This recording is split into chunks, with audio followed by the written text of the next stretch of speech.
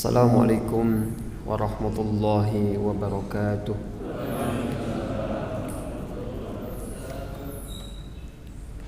Innal hamdalillah nahmaduhu wa nasta'inuhu wa nastaghfiruhu wa na'udzu billahi min shururi anfusina wa min sayyiati a'malina may yahdihillahu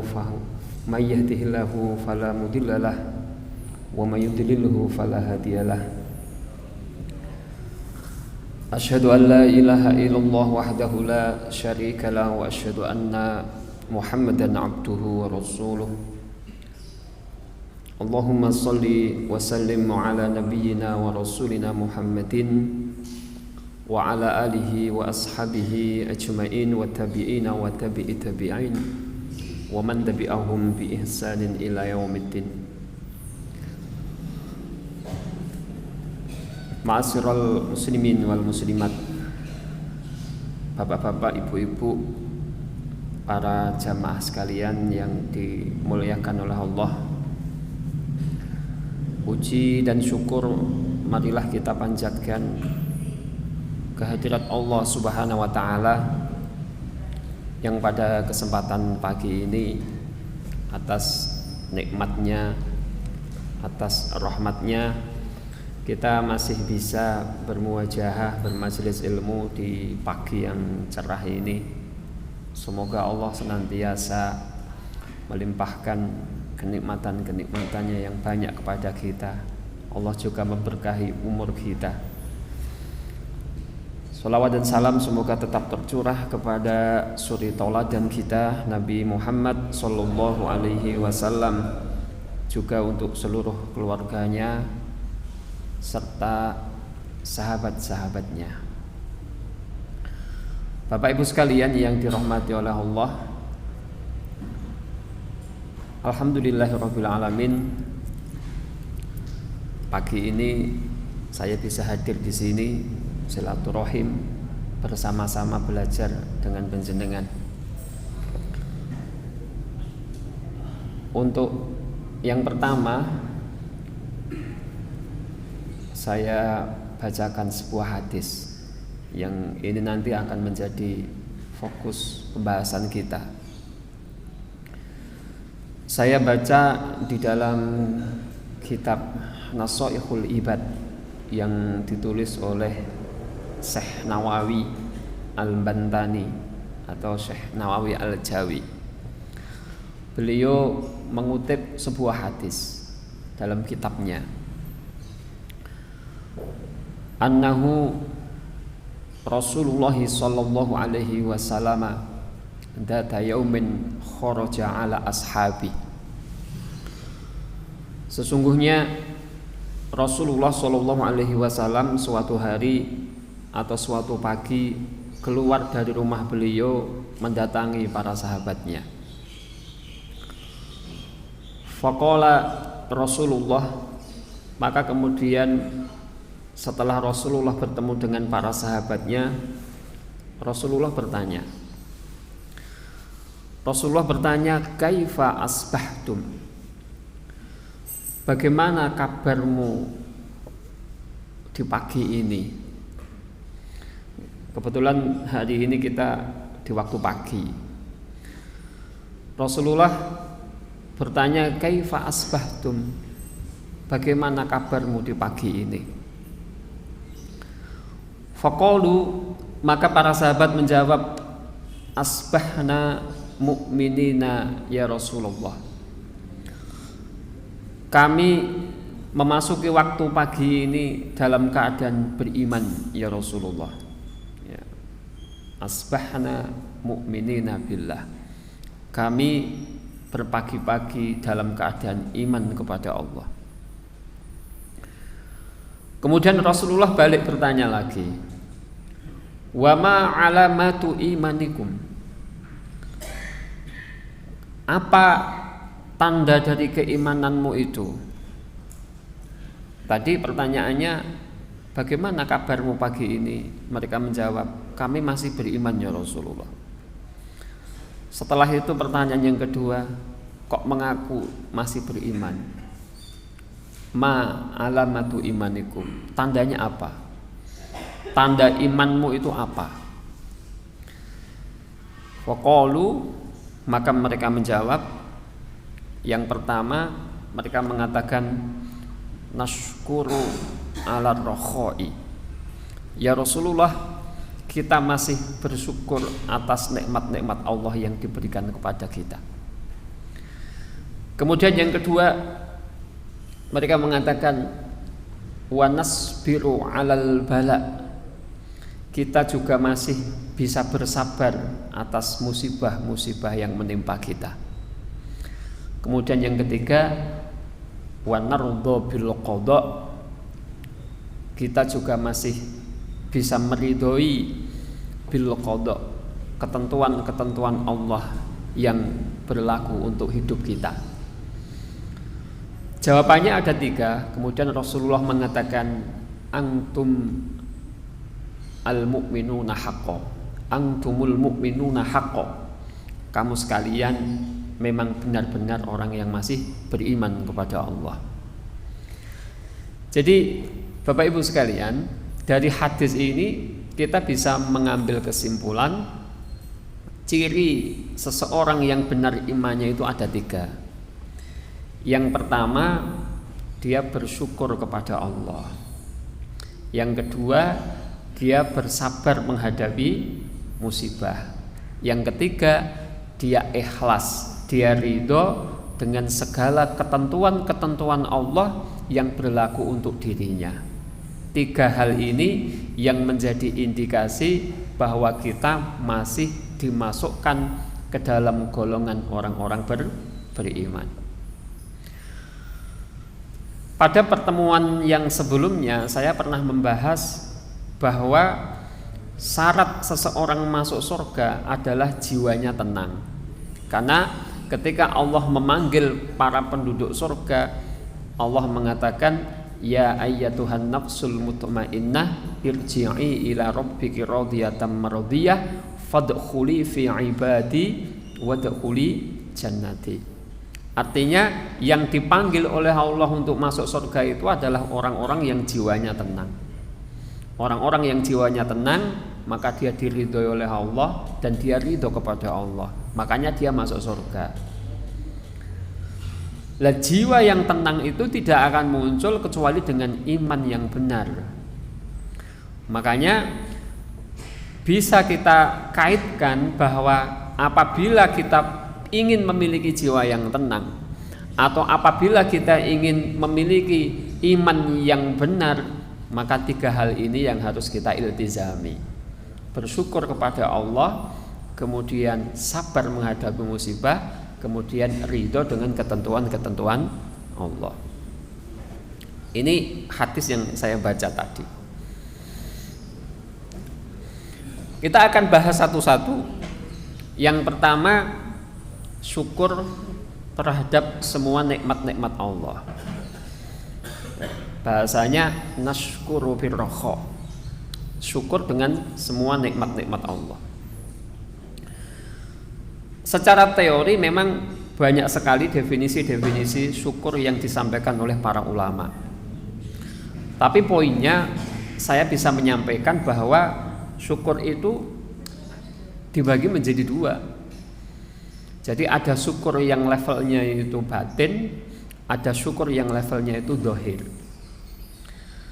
Ada syukur yang itu menjadi domainnya hati, ada syukur yang itu menjadi domainnya fisik.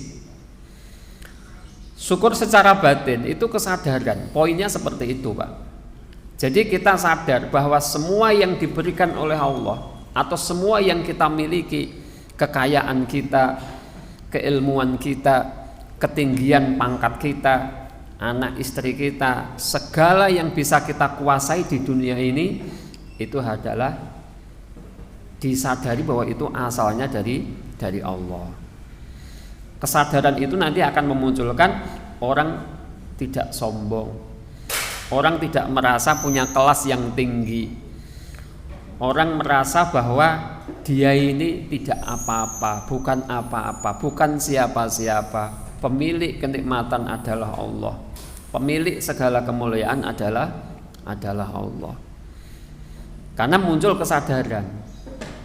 Beda dengan orang yang masih merasa bahwa apapun yang dia miliki itu hasil usahanya, hanya semata-mata hasil usahanya, semata-mata karena kepandaiannya, semata-mata karena kehebatannya. Biasanya akan muncul sifat sombong, akan muncul sifat takabur. Nanti kemudian ujung-ujungnya dia akan meremehkan orang lain, gampang mencela orang lain, gampang menghina orang lain. Itu syukur. Kemudian yang kedua, tidak cukup syukur itu hanya di level batin, harus diaktualisasikan dengan amal yang nyata. Kalau batin itu kesadaran, maka kemudian kalau zahir itu amal. Maka ada ulama yang mengatakan syukur itu apa? Syukur itu melakukan atau memperlakukan segala yang diberikan oleh Allah kepadanya untuk sesuatu yang dicintai oleh Allah. Itu syukur. Kula panjenengan gadah rezeki ingkang kathah, punya harta yang banyak, punya uang yang banyak, maka cara mensyukurinya bagaimana? Uang itu dinafkahkan sesuai dengan perintah-perintah Allah, untuk mencukupi keluarga, untuk dibagikan kepada orang-orang yang membutuhkan, atau untuk beribadah, beramal yang tidak bertentangan dengan perintah-perintah Allah.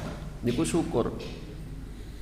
Sementara kalau batinnya ini sadar, ini nikmat Allah, ini pemberian Allah, tetapi kemudian harta itu justru digunakan untuk perbuatan-perbuatan yang jauh dari Allah atau bertentangan dengan hukum-hukum Allah, berarti itu tidak bisa dinamakan syukur.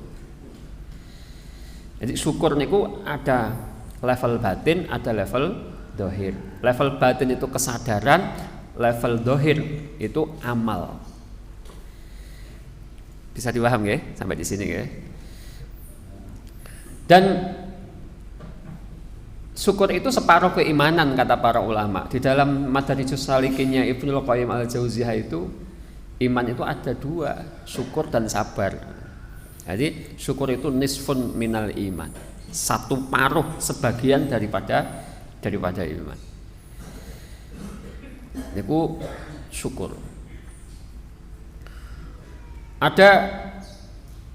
Saya baru saja tadi jenengan baca Quran, saya baca internet Pak, karena di rumah belum belajar.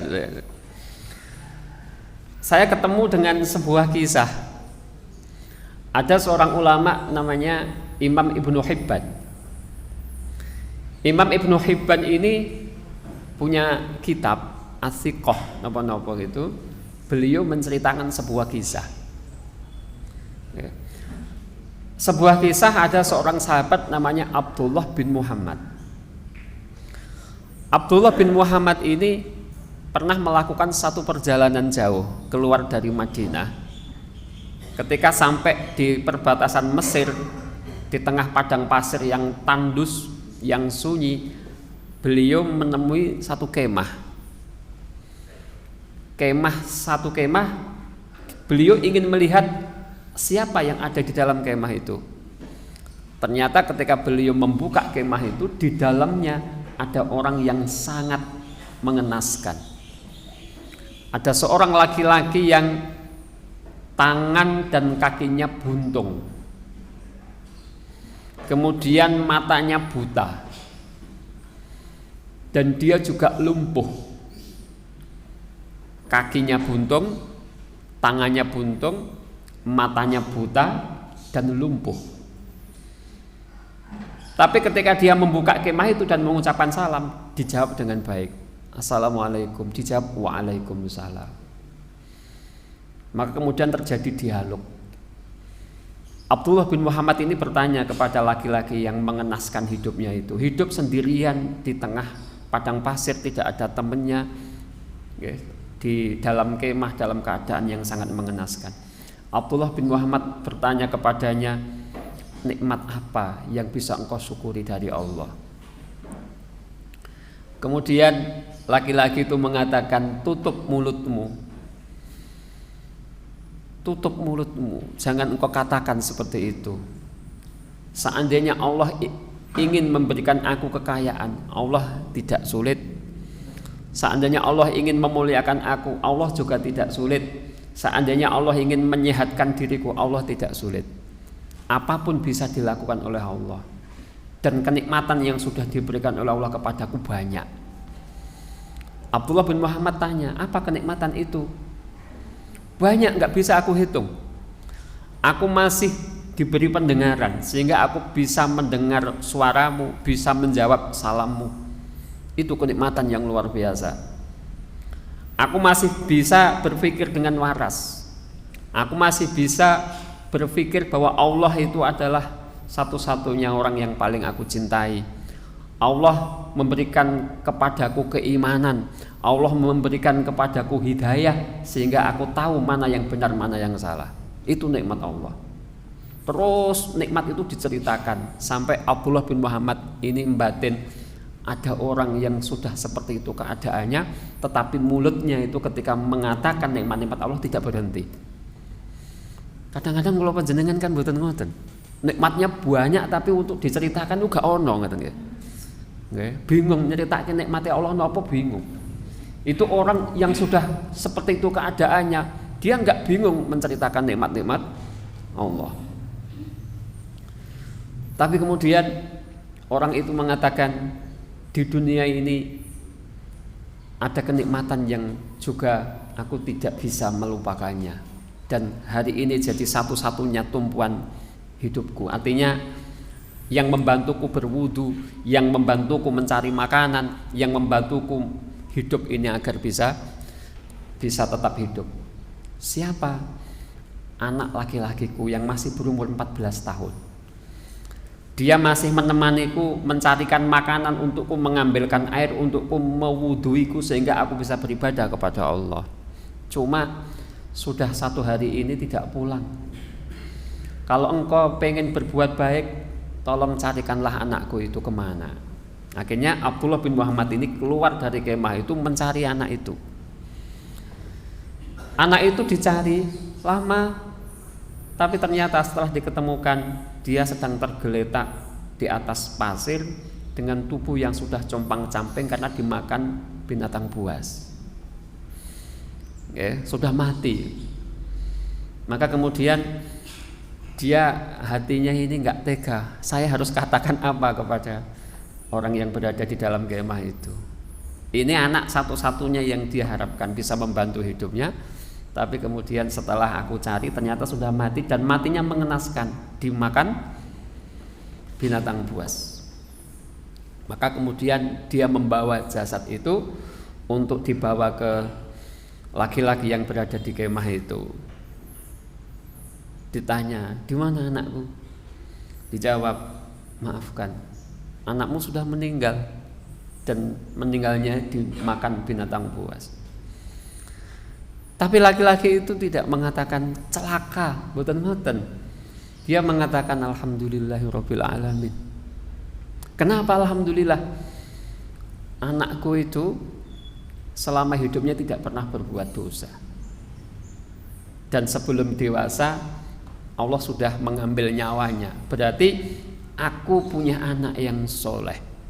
Aku punya anak yang baik, alhamdulillah. Maka kemudian setelah mengucapkan alhamdulillah, tidak lama kemudian laki-laki itu menghembuskan nafas yang terakhir. Akhirnya mati. Nggak mungkin karena susahnya ditinggal anaknya meninggal, dan karena memang jatahnya sudah meninggal. Abdullah bin Muhammad membawa jasad itu keluar untuk dikuburkan. Setelah keluar, ada 4 orang laki-laki yang melihatnya, kemudian didekati. Kebetulan temannya. Wah, ini siapa? Jasad siapa? Enggak tahu, ini hidupnya begini-begini. Kemudian ketika dibuka kainnya, 4 orang itu terkejut, Pak. Masya Allah. Kemudian 4 orang itu menciumi wajahnya, memuliakannya, kemudian menguburkannya. Abdullah bin Muhammad tanya kepada orang itu, ini siapa? Kok engkau menciuminya dan sangat memuliakannya? 4 laki-laki itu mengatakan, ini adalah Abu Kilabah. Siapa Abu Kilabah itu? Abu Kilabah itu adalah salah satu sahabat Rasulullah SAW yang sangat alim dan zuhud. Dan dia beberapa tahun yang lalu memang melarikan diri dari Madinah, artinya keluar dari Madinah karena menolak dijadikan hakim oleh khalifah. Jadi menolak dijadikan hakim, menolak dijadikan pejabat. Dan pejabat yang prestis niku hakim. Menolak karena pengen hidup zuhud, keluar dari Madinah hidup sebatang kara dengan kesusahan yang demikian. Niku naskuru birroho, bersyukur atas nikmat-nikmat Allah. Jadi niki ibrah kangge kula panjenengan, pelajaran kangge kula panjenengan betapa orang yang begitu susah saja masih bisa mencari celah bagaimana dia menyebutkan nikmat-nikmat Allah. Sementara kita ini orang-orang yang kenikmatannya banyak itu sulit untuk menyebutkan nikmat-nikmat Allah. Angger ketemu guru sambat wae ngoten nggih. Guru mengeluh wae, sambat wae ngoten. Sing sambat anake, sambat bojone, sambat tanggane. Repot. Jadi kalau menurut saya ini berangkat dari kesadaran. Jadi syukur itu kesadaran. Dan untuk membangun kesadaran ini tidak mudah. Harus banyak belajar. Ya, harus banyak belajar. Artinya kesadaran bahwa kita ini hanyalah makhluk Allah yang diperintahkan untuk hidup dan memenuhi tanggung jawab kita menjalankan perintah-perintah Allah. Apapun yang diberikan oleh Allah kepada kita harus kita terima dengan lapang dada dan harus kita syukuri. Maka Nabi Sulaiman itu mengatakan, ucapan Nabi Sulaiman itu diabadikan oleh Allah di dalam Al-Quran. Ketika Nabi Sulaiman kaya, kekayaannya luar biasa, kekuasaannya tidak tertandingi waktu itu, ya, kemuliaannya, ilmunya banyak, beliau mengatakan hadza min fadli rabbi liyabluni aashkuru am akfur.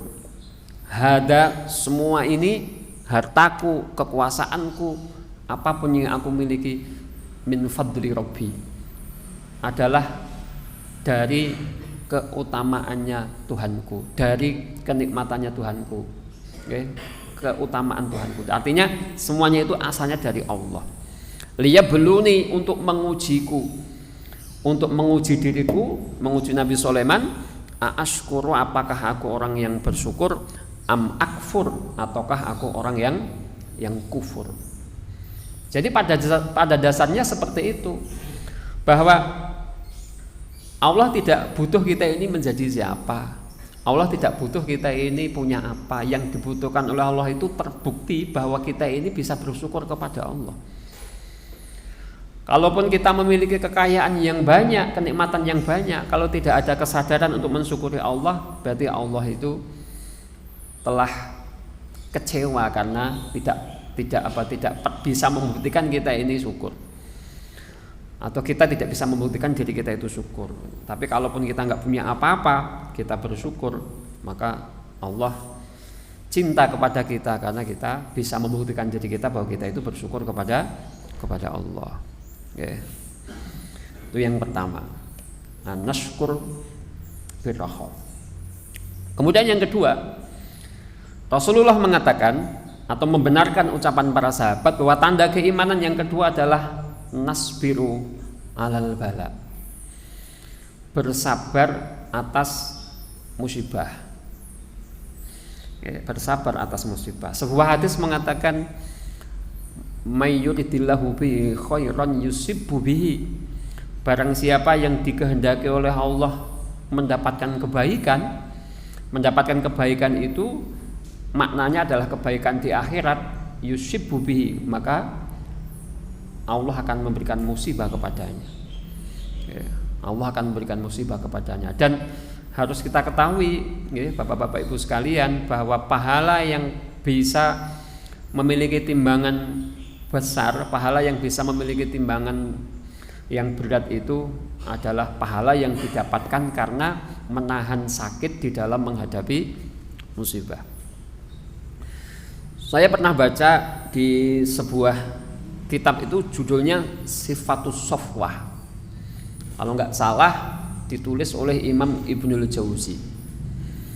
Di situ ada riwayat dari Ibnu Mas'ud yang pernah menceritakan dulu pada masa Bani Israel ada seorang pemuda yang sangat rajin beribadah, sregep banget ibadah pemuda itu, sampai dihitung waktu itu dia beribadah selama 7 tahun tidak berhenti.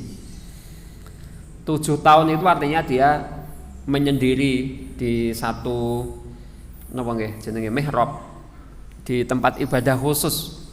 Nek cara sakniki ya masjid iktikaf niku salat baca Quran, nek kita nggih salat baca Quran berzikir niku selama 7 tahun. Selama 7 tahun dia beribadah. Kemudian Allah menguji dia dengan mendatangkan seorang perempuan yang sangat cantik untuk menggoda dia. Dia masuk ke tempat ibadahnya, berkenalan, menggoda dia dengan segala macam cara, ya, dengan segala macam trik, sampai kemudian pemuda itu turun dari tempat ibadahnya dan menghabiskan waktu bersama perempuan itu 7 hari. 7 hari ini nggih ngobrol, berkenalan, mungkin makan bersama, mungkin itu selama 7 hari. Nek cara sakniki gendaan 7 dina, ngeta. Gendaan ngetos. Gendaan niku pacaran. Menurut bahasa Jawa Timur gendaan. Walaupun di kisah itu tidak diceritakan sampai berzina, tetapi kedua orang itu, pemuda yang ahli ibadah ini dengan perempuan yang cantik itu menghabiskan waktu selama 7 hari. Tapi kemudian akhirnya pemuda itu menyadari bahwa wanita itu adalah ujian baginya. Maka kemudian dia memutuskan untuk meninggalkan wanita itu, dan cara meninggalkannya tidak bisa selain dia meninggalkan rumahnya, meninggalkan tempat ibadahnya dengan seluruh harta yang dia miliki. Ditinggal kabeh, akhirnya dia mengembara sebagai seorang miskin. Hal itu dilakukan dengan niat untuk meninggalkan itu, kemudian bertobat kepada Allah Subhanahu wa taala. Akhirnya dia mengemasi barangnya, membawa seperlunya, beberapa pakaian dan tongkat mestinya kalau zaman dulu, kemudian dia pergi mengembara. Di tengah jalan pemuda itu kelaparan, karena memang bekalnya habis, nggak punya uang, kelaparan, haus.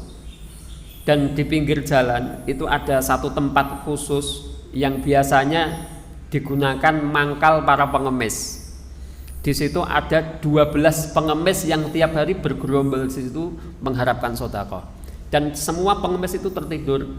Maka dia pun karena nggak tahu itu gerombolan pengemis, maka dia masuk ke rombongan itu dan tidur di situ. Berarti 12 pengemis tambah 1 pinten? 13. Setelah mereka tertidur, datanglah seorang rahib yang kaya yang memang biasanya ke situ membawa sedekah, membawa sedekah. Maka dia kemudian membangunkan semua pengemis di situ untuk diberi roti satu-satu. Dikasih satu orang dikasih satu orang dikasih satu. Termasuk pemuda yang gabung baru tadi itu dikasih 1, Pak. Tapi ternyata ketika sudah selesai semuanya dibagi, ada 1 orang yang mengatakan, "Tuan, saya belum dapat." Rahib itu mengatakan, "Loh, saya bawanya sudah pas 12. Berarti ini ada yang double ini." Ngaten. Gitu. Konangan nek double itu. Ada yang double. Ayo siapa yang double? Semuanya ngomong nggak ada yang double, satu-satu semua ini. Lah kok kurang, wong aku nggawane 12 kok teko kene kurang. Nggih. Mulane jenengan nek sedekah aja pas, Pak. Ditambahi. Mungkin nek sing double bingung liyane gak uman. Gitu. Jadi misalnya ke sini bawa sarapan, orangnya 300, bawanya 350, jangan 300 pas. Ya, mungkin enek sing double. Mboten enten sing double Mas, ya mbuh orang ngerti. Lah kemudian pemuda itu merasa bahwa dia enggak dapat gara-gara saya. Maka kemudian dia menyerahkan, ini milik saya untuk kamu saja. Dia sadar kalau dia biang keladi dari kekurangan itu. Ini saja jenengan, saya nggak usah makan nggak apa-apa. Akhirnya diterima, beres. Tapi gara-gara dia nggak makan itu, akhirnya dia mati kelaparan. Ya, mati kelaparan. Selanjutnya di dalam Sifatus Sofwah itu diceritakan kemudian pemuda itu amalnya ditimbang oleh malaikat. Timbangan yang pertama, ibadahnya selama 7 tahun dibandingkan dengan dia menghadapi ujian selama 7 hari, ditimbang. Ini amal 7 tahun, ini menghadapi ujian 7 hari. Ternyata jomplang yang menghadapi ujian 7 hari lebih berat menerima ujian daripada beramal. Yeah. Loh, kok sakit ngoten? Ya, itu memang ketentuan Allah. Bahwa kalau logikanya ngeten nggih. Kula panjenengan niku nek ngibadah, rezeki pun cukup, harta sudah cukup, fokus beribadah di masjid, salat, iktikaf, kan enak niku, nyaman. Nggih napa mboten? Jenengan sing pun pensiun, Pak. Pun pensiun waktu ning nganggur, gajine tesih entuk, anake wis mentas kabeh tur sugih-sugih. Nyaman to nggih. Jenengan ngibadah nang masjid arep ora tau mulih ya ora masalah, gak enek masalah, gak enek sing nangisi, gak enek sing nyambati. Enak napa mboten? Kan nyaman. Kula nggih gelem nek ngoten niku. Nggih. Wong semuanya sudah cukup, nyaman. Tapi ketika kita ini kesulitan uang, sakit, atau masalah apapun yang membuat pikiran kita itu susah, ibadah juga nggak nyaman. Tapi ketika itu dihadapi dengan sabar, perjuangannya untuk menjadi baik itu lebih sulit, makanya lebih berat timbangannya. Ya, lebih berat timbangannya. Makanya ngeten-ngeten iki kadang-kadang perlu kula panjenengan penggalih bahwa hidup kita yang susah, hidup kita yang penuh cobaan, kadang sedih, kadang galau, banyak masalah, mbuh niku saking keluarga, mbuh niku dari saudara atau dari manapun, di dalam menghadapi ujian itu sesungguhnya pahalanya banyak dan lebih banyak dibandingkan ketika ibadah itu kita wujudkan dengan nyaman beribadah dengan ibadah-ibadah yang sifatnya ritual. Napa malih nahan ati seneng karo wong wedok ning ora entuk zina. Wah niku abet banget lho niku. Nggih napa mboten? Sing pun pengalaman niku mesti rekoso banget. Wah banyak yang jatuh. Maka Nabi mengatakan ma taraktu fitnatan mim ba'di adharu ala rijali minan nisa. Aku tidak tinggalkan sebuah fitnah yang lebih berbahaya bagi laki-laki setelahku minan nisa, dibandingkan dengan fitnah atau ujian itu berasal dari perempuan. Artinya kalau orang menghadapi musibah hanya dengan sakit, hanya dengan tidak punya uang, hanya dengan ekonomi yang sedang jatuh atau apapun, itu kan lebih enak. Tapi kalau sudah jatuh cinta, sudah seneng sama perempuan, niku sudah masuk ke dada. Nggih, pun mlebu ning ati, itu lebih sulit untuk diatasi. Nggih napa mboten? Nggih napa mboten? Dereng pengalaman saja ini. Ya, sing pengalaman ya sing bagus-bagus duwite akeh, sing nyenenge akeh gitu to. Tapi nek sing biasa-biasa yo wis ndek bojo ngopo disenengi kan ngoten, Pak. Tapi nek bagus, sugih, terhormat niku ya senajan di bojo niku wong wedok ngelirik ya akeh, gitu. Nggih napa mboten? Lah niku nek ngoten niku sulit. Makanya banyak tokoh-tokoh kita, ustadz-ustadz kita itu yang nikahnya tidak hanya 1, 2, 3, 4 ngoten itu mungkin gara-gara seperti itu. Gaya ngisi pengajian, hidupnya kok mapan, gitu, mobilnya kok mewah, niku kan, wong wedok ya seneng niku gitu. Apa meneh angger ngisi pengajian rembuk poligami terus itu kan seneng, wah itu berarti mau poligami ini kan. Nggih, WA pura-pura tanya ustadz, tanya ini ustadz ngoten niku. Wah iku nek wis seneng tenan itu sulit.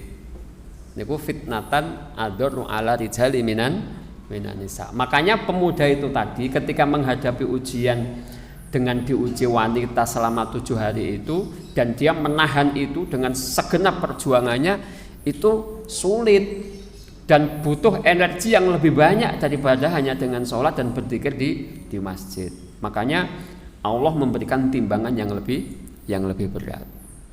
Paham nggih? Poinnya itu tidak pada jenis ujiannya, Pak, tapi jenis peristiwa yang menyusahkan hati itu loh. Jadi semakin kita ini susah untuk menjadi orang baik, semakin kita ini banyak berkorban untuk menjadi orang baik, semakin kita ini bersedih untuk menjadi orang baik, istiqomah di dalam kebaikan, maka semakin besar pahalanya. Makanya nek enten wong niku musibah akeh, nggih, musibah akeh enek-enek wae masalahe, lara genti-genten sak keluarga. Iki ibuke sesuk bae, sesuk anake, terus sesuk genti. Itu sesungguhnya indikasi bahwa Allah memberikan pahala yang banyak asalkan dia iman dan bersabar. Ampun malah kula panjenengan ngenes mesake urip kok kaya ngono. Ampun ngoten, sing mesake jenengan gak ate untuk musibah niku mesake. Jangan-jangan kalau tidak pernah dapat musibah Allah tidak menghendaki kebaikan untuk kita. Nggih, paham nggih? Niku nasbir alal bala. Ini ditimbang-timbang.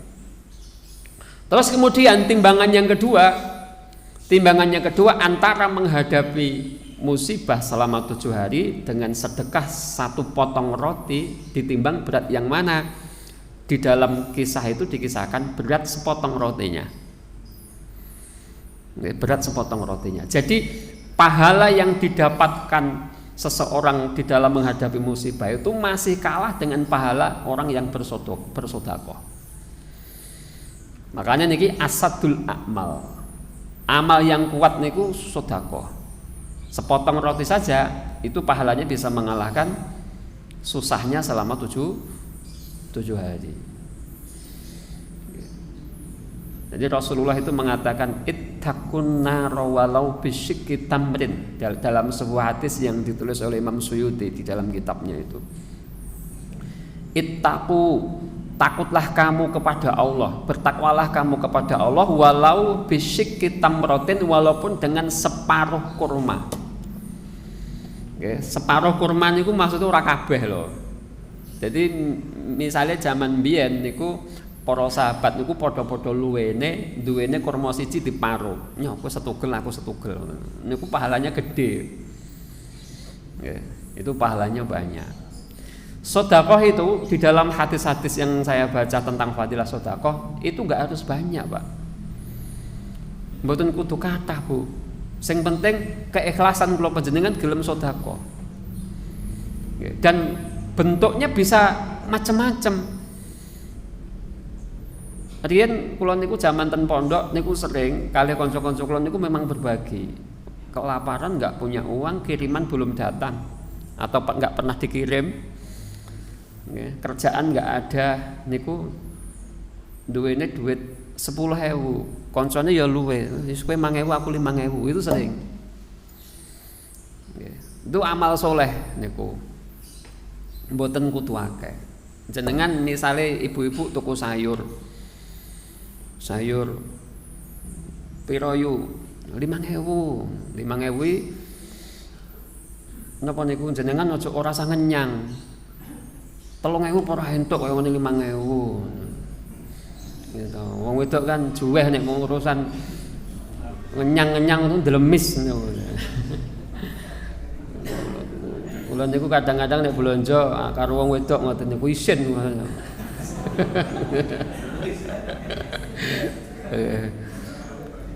Bumbon 5.000 dinyang 3.000 ya.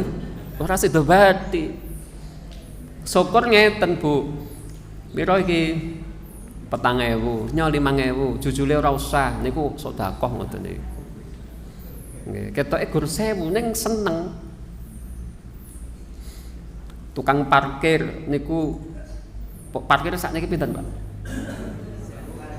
2.000 niku ketoke kok kepanasan niku mesake 5.000. 5.000 berarti dikek 3.000 niku seneng banget to. Wis matur nuwun banter kok punan. Nggih to. Kan ngoten. Jadi sedekah itu enggak perlu banyak, sedikit pun enggak apa-apa. Yang penting niku dadi napa tradisi kula panjenengan. Itu menunjukkan jiwa kita itu dermawan, jiwa kita itu lembut. Enggak ada sejarahnya para nabi yang enggak dermawan mboten enten. Nggih, mboten enten. Enggak ada sejarahnya para ulama yang tidak dermawan, itu enggak ada. Bahkan kalau kita kaji lebih dalam itu surat Al-Baqarah di awal itu, Dzalikal kitabu la raiba fihi hudal lil muttaqin alladzina yu'minuna bil ghaibi wa yuqimuna sholata wa mimma razaqnahum yunfikun. Allah mengatakan dzalikal kitabu, kitab ini la raiba fihi, tidak ada keraguan di dalamnya, hudal lil muttaqin, petunjuk bagi orang-orang yang bertakwa. Sebagian mufassir mengatakan yang dimaksud hudalil muttaqin itu apa? Artinya orang-orang yang bisa mendapatkan petunjuk dari Al-Quran, orang-orang yang bisa mendapatkan ilmu dari Al-Quran, orang-orang yang bisa mendapatkan cahaya dari Al-Quran hanyalah orang-orang yang bertakwa. Atau orang-orang yang bisa pinter tentang Al-Quran hanyalah orang-orang yang bertakwa. Lah kemudian ayat selanjutnya menafsirkan siapa orang-orang yang bertakwa itu, alladzina yu'minuna bil ghaibi, orang yang percaya kepada yang gaib. Yang gaib niku minal ba'si wal nari wal jannati wal hisabi, ngoten, hari kebangkitan, alam kubur, surga, neraka, hisab, niku gaib. Yang kedua, wa mimma razaqnahum yunfikun, dan mereka orang yang bertakwa itu adalah orang-orang yang mimma razaqnahum yunfikun, mereka menafkahkan sebagian apa yang kami berikan kepada orang lain. Jadi dermawan. Dermawan itu sifat dari ketakwaan. Padahal tadi dikatakan orang yang takwa itu hanyalah orang-orang yang akan mendapatkan petunjuk dari Allah. Berarti di antara sebab orang mendapatkan petunjuk dari Allah atau bisa mendapatkan petunjuk dari Al-Quran adalah dermawan. Kan ngoten. Nek kesimpulan sing pendek niku, kedermawanan itu menjadi faktor seseorang itu pinter. Kedermawanan itu salah satu faktor orang itu alim, orang itu paham Al-Quran, ngoten. Paham ya?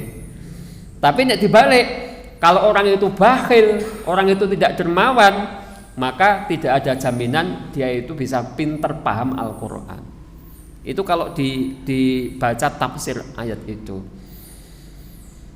Terus kesimpulannya pun, lomo, dermawan niku mempengaruhi kepandaian, ngoten. Kalau panjenengan nek duwe anak-anak sekolah ten pondok, ten madrasah, ten pundi mawon ben pinter, salah satunya apa? Dibiasakan dermawan.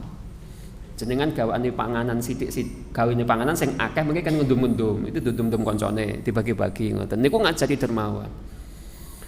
Aja malah kebalike, panganane engko dipangan dhewe aja dikek kanca-kancane ngono. Wah. Ngajari bahil ngoten niku. Nggih. Jenengan kula panjenengan duwe anak ten pondok. Di pondok niku, Pak, pengalaman saya itu ketika di pondok niku memang napa nggih, bahasa Jawanya niku cah pondok niku ngrangsang. Nek panganan seneng banget. Panganan apa entek wis. Panganan apa entek. Sak kamar niku 10 orang 15 orang. Anggerane panganan niku mbok kerupuk rega murahan sing sak bal langsung dikeroyok niku. Seneng banget niku. Lah niku kula panjenengan nek besok anak nyambangi anak niku mobile dikebaki panganan niku. Dikebaki panganan mengko dikene anake dindum kanca-kancane sak kamar ngoten. Wah niku berkah. Anake kula panjenengan iso pinter. Tapi nek sebalike panganane didelik-delikke ngono, anake ya ndelike nggawa mlebune ning kamar didelikke Pak mengke. Dikok loker, dikok lemari. Engko nek ajeng mangan jikok ke lemari ndelik. Jikok ning lemari ndelik ngoten. Wah niku kancane anyel kabeh ngoten niku. Engko nek keposone nggone ndelik ra nek nggon mangan ya sirahe dilebokke lemari mangane ning jero lemari ngoten. Bakhil murokab niku. Cetil murokab. Nggih. Apapun tujuan kita, apapun hajat kita, apapun doa kita itu oleh para nabi dan para ulama diajarkan sebelum minta kepada Allah sedekah dulu. Kalau panjenengan punya keinginan sebelum berdoa, ya Allah kabulkanlah keinginanku, bersedekah dulu. Kalau panjenengan duwe anak lahir, gitu, begitu anak lahir itu oleh Allah kita disunahkan untuk akikah, menyembelih kambing. Kambing itu disembelih kemudian dibagi. Kan anaknya dinamakan, nggih, antusamma ibnahu. Jadi napa ayyusamma ibnahu, menamakan anaknya dengan nama-nama yang baik. Abdurrahman, Abdurrahim, Abdullah.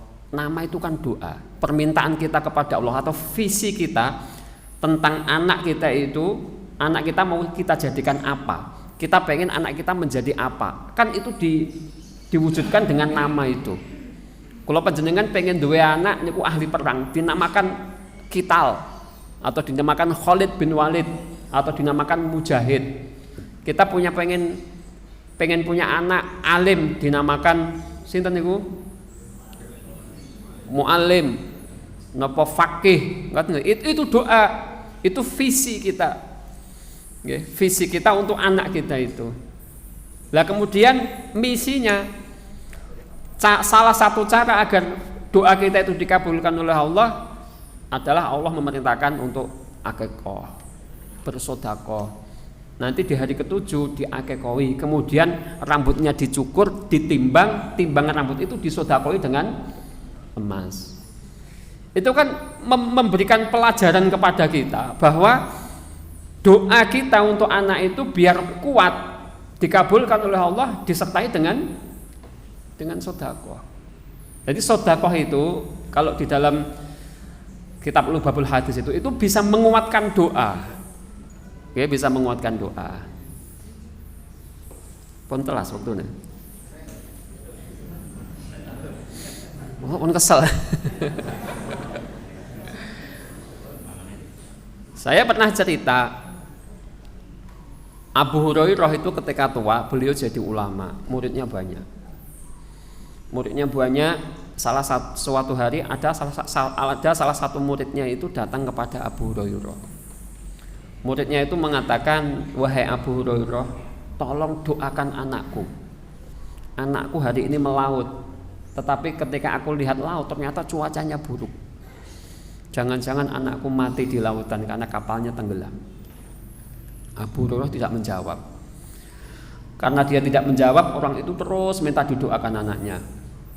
Kemudian terakhir Abu Hurairah mengatakan, kalau kamu pengen anakmu selamat, doamu dikabulkan oleh Allah, jangan minta aku yang doa. Lah pripun? Kamu sendiri yang doa karena kamu adalah bapaknya. Tapi sebelum kamu berdoa, kamu keluar dulu ke jalan sana, cari orang miskin, sedekah dulu, kemudian baru berdoa. Orang itu kemudian keluar dari majelisnya Abu Hurairah, kemudian di tengah jalan dia melihat ada seorang miskin, dikasih uang. Uang itu di kisah itu tidak banyak. Kalau dirupiahkan hanya sekitar 4.500, 4.500, 5.000 gak genep. Diberikan kepada fakir miskin itu, kemudian dia balik ke majelisnya Abu Hurairah dan berdoa, ya Allah selamatkan anakku. Kemudian besoknya dia cerita, anaknya ini pulang dari melaut. Anaknya ini mengatakan, ketika saya ya, manggilnya ayah, yo kok ayah yo, ayah kayak Jawa. Ketika saya ini di lautan dan tiba-tiba angin kencang itu menerpa kapal saya, kapal sudah goyang mau tenggelam itu, tiba-tiba aku mendengar suara dari atas kapal. Suara itu mengatakan, wahai saudaraku sekalian, selamatkan kapal itu, karena di dalamnya ada seorang pemuda yang tebusan sedekah bapaknya diterima oleh Allah. Maka kemudian tiba-tiba ada makhluk yang berpakaian putih-putih itu menyelamatkan kapal itu sampai kapal itu tidak tenggelam. Akhirnya anak itu bisa pulang. Bisa diasumsikan suara itu adalah suaranya malaikat. Makhluk-makhluk yang menyelamatkan itu adalah para malaikat yang diutus oleh Allah untuk menyelamatkan pemuda itu. Kenapa? Karena sedekah bapaknya yang hanya 4.500 itu diterima oleh Allah sebagai tebusan. Ini ku 4.500, Pak. Nek 1 juta. Makanya kalau panjenengan nek sedekah, jenengan moro ning lazismu. Bawa uang 100 juta, 50 juta. Kakean mboten? Mas, ini saya serahkan ke panjenengan agar menjadi sarana Allah mengabulkan permohonan saya, atau menjadi sarana Allah memberkahi hidup saya, atau menjadi sarana Allah mengampuni dosa saya. Ngoten, enek akote ngoten niku. Nggih, enten akote ngoten niku. Itu lebih kuat. Nggih, sesuk dipraktekne nggih. Nggih, sesuk dipraktek. Saya tidak di lazismu, Pak, tapi di lembaga yang lain. Saya pernah teman-teman itu mengumpulkan testimoni dari para donatur itu, yang mereka per bulan donaturnya 1 juta, 2 juta, 15 juta, insidental ada yang 50 juta, bahkan ada yang pernah 500 juta itu. Mereka itu cerita, setiap saya itu sedekah sekian, nanti setelah itu saya dapat lebih banyak. Misalnya saya lepaskan uang 10 juta atau 20 juta, belum lama uang itu saya lepaskan, tiba-tiba saya dapat telepon order pekerjaan. Yang order pekerjaan itu kalau saya hitung nilainya lebih dari 20 juta, mungkin 50 juta. Percaya nopo mboten? Nggih, dipraktekke sesuk nggih. Yang ketiga, yang terakhir para sahabat itu mengatakan nardo bil qada. Kita ini ridho dengan ketentuan-ketentuan Allah. Nardo bil qada niku, qada itu apa? Qada itu semua ketentuan-ketentuan Allah, hukum-hukum Allah, keputusan-keputusan Allah yang sudah ditetapkan sejak awal sebelum kehidupan itu digelar. Air turun dari atas ke bawah, niku qada. Orang kalau bekerja dapat uang, kalau nggak bekerja tidak dapat uang, itu qada. Orang kalau sakit dia berobat, dia sembuh, kalau tidak berobat dia mati, itu qada. Semua ketentuan-ketentuan hukum-hukum itu namanya qada. Jadi ada qadaullah, ada qudratullah. Kalau qadaullah itu ketentuan Allah yang di awal, kalau qudratullah itu biasanya kekuasaan Allah atau ketentuan Allah yang di akhir cerita. Paham nggih? Misalnya kalau panjenengan melompat dari lantai 3 ke bawah, padahal bawahnya ini bebatuan, niku menurut qada, menurut ketentuan hukum niku mati. Nggih. Tapi kebetulan kok kalau panjenengan melompat kok gak mati, niku berarti qudratullah. Paham mboten? Bedane saged paham nggih? Kula panjenengan niku golek duit entuk duit akeh niku qadaullah. Tapi kula panjenengan kok gak iso nyambut gawe, lara ditilik wong akeh entuk duit akeh niku qudratullah. Kene iku kudratullah. Tapi sing iso dinge patokan niku qadha mboten kudrat. Kula panjenengan hidup itu yang dijadikan pegangan ketentuan-ketentuan Allah, bukan intervensi Allah di akhir cerita. Nek sing dijagake niku warkoso. Rasanya diganggu nek iso rezeki ya entuk rezeki. Niku berarti sing dinge pegangan niku mboten qadha tapi kudrat. Apapun yang kita alami hari ini ku qadha. Kita miskin, kita kaya, kita sakit itu qadha. Lah itu diterima dengan ikhlas. Kalau dengan ikhlas kadang-kadang nanti akan ada solusi, kudratullahnya ini akan datang. Terakhir ketiga itu kalau kita bisa menjalaninya, syukur, sabar dan ridho, hati kita jadi mutmainnah. Hati kita akan tenang. Pun jenengan bukteke kesusahan, kesedihan, kegalauan itu berangkat dari tiga hal itu yang tidak bisa dilaksanakan. Tidak bersyukur itu bikin kesedihan. Apapun yang dimiliki itu senantiasa komplain. Hatinya kan galau. Kemudian tidak tahan menghadapi musibah itu kesedihan juga.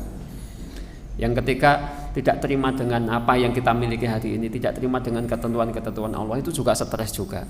Jadi tiga itu kalau kita bisa melakukannya, kita terbebas dari kesedihan.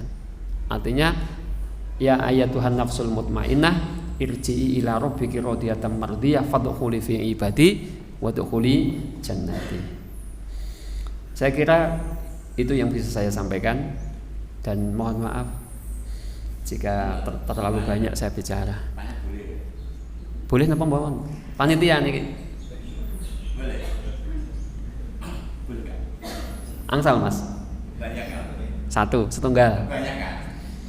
Orang itu kalau sudah apa tuh mau melahirkan anaknya, lakukan ismat. Biasanya. Tapi yang terlupakan itu potongan rambut yang diwujudkan emas itu. Artinya tidak dilakukan itu apa ya ada dampak dari anak-anaknya. Niku sunnah Pak hukumnya. Jadi sesuatu yang sunnah itu kalau tidak dilakukan ya tidak ada dosa.